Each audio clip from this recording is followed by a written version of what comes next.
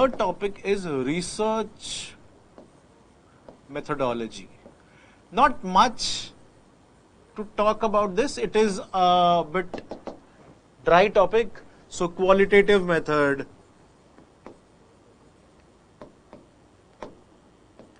quantitative method,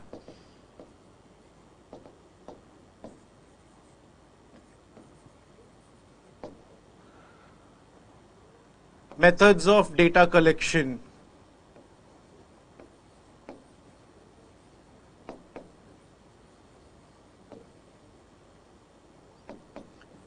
variables, sampling, all these various methods.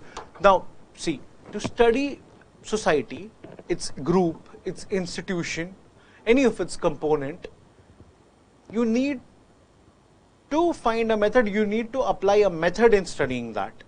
Only then that method will be acceptable as sociological study, right? So that method, those methods could be qualitative, those methods could be quantitative, okay? Then if you're doing data collection, you need to learn what kind of techniques you're using for data collection, what are the variables that you have considered, how do you do data sampling, what is the hypothesis. In research and in developing theory, you also tend to present certain hypotheses. So you will study about hypothesis. Let me write hypothesis, validity,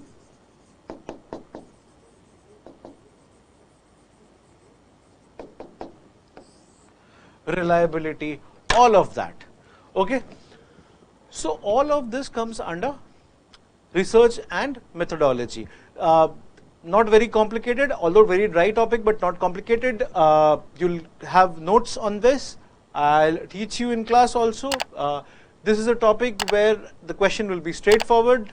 At times there could be creative questions. Say I'll ask a question, what